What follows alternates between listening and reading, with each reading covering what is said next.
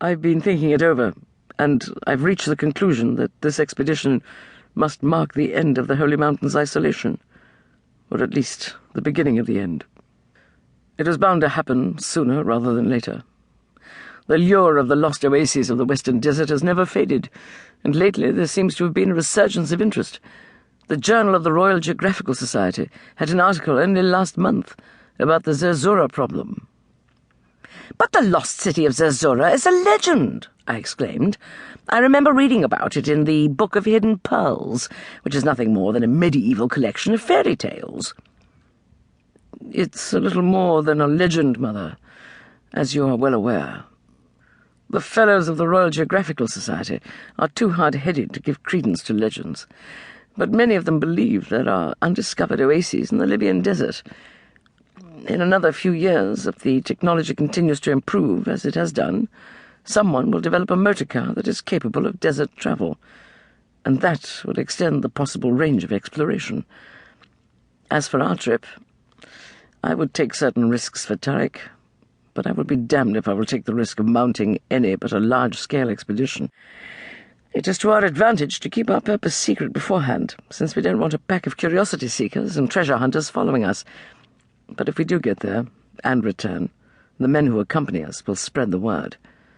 We can hardly imprison or intimidate all of them."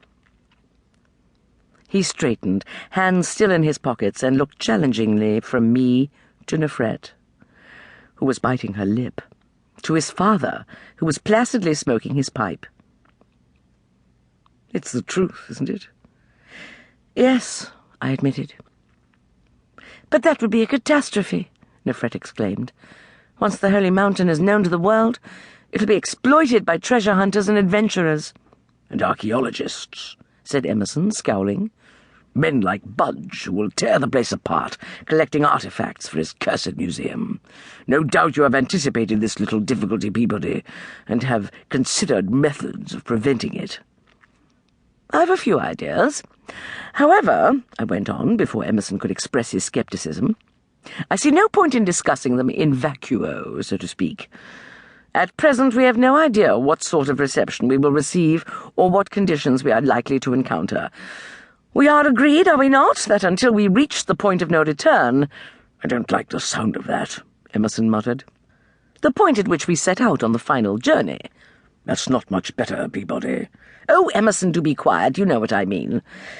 Until our expedition is ready to go into the desert, we should be able to keep people in the dark as to our real goal.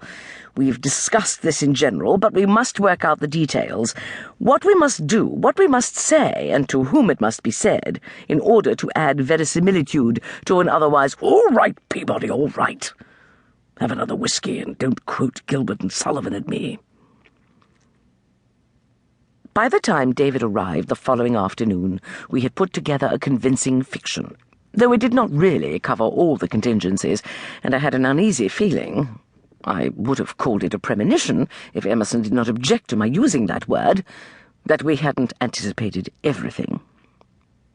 At first, David could talk of nothing but Leah, her grace, her sweetness, her beauty, the interminable years that must pass before he could call her his. She was not yet 18, and, as he admitted, he was in no position to support a wife. Not until after dinner, when we retired to the sitting-room for coffee, did he ask about our strange visitor, concerning whom he had heard from Gargery.